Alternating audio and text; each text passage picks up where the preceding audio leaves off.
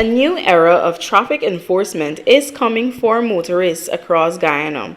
On December 31st, 2025, the country's revised tint regulations will move into full effect, and failure to comply could cost drivers $75,000. Home Affairs Minister Honorable Onish Waldron announced that until the year-end deadline, the Guyana Police Force has been instructed not to enforce the updated rules. But after that date, police officers will be equipped with tint meters, allowing them to measure vehicle tint levels on the spot as part of a stricter nationwide crackdown.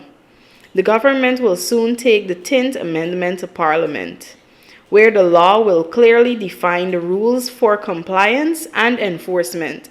It will also specify which categories of individuals are exempt from the 35% limit, such as diplomats, government officials, and security personnel. Having conducted a comprehensive evaluation of the system and following consultations with the Guyana Police Force and other technical experts, I wish to announce the following measures which take immediate effect. There will be the introduction of 3 clearly defined tint waiver categories based on assessed risk profiles.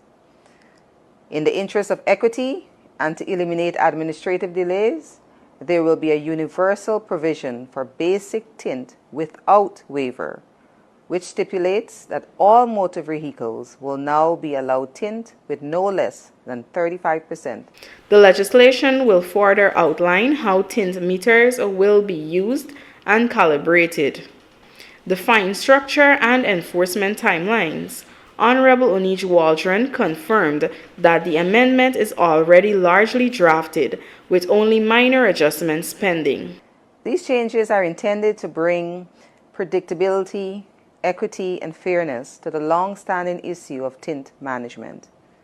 Failure to comply will result in the application of prescribed fines and charges under the relevant traffic and enforcement regulations.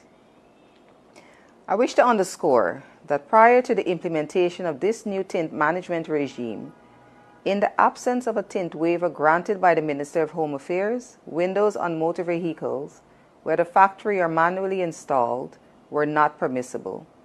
Further, even with the granting of a tint waiver, a degree of tint for no less than 65% light penetration was allowed. In stark contrast, this new regime introduces an across-the-board 35% light penetration for all motor vehicles. The new policy takes effect December 31st, giving motorists just weeks to adjust. Police say they will be ready. Reporting for the LRTVS NewsWatch, Monique Balgovin.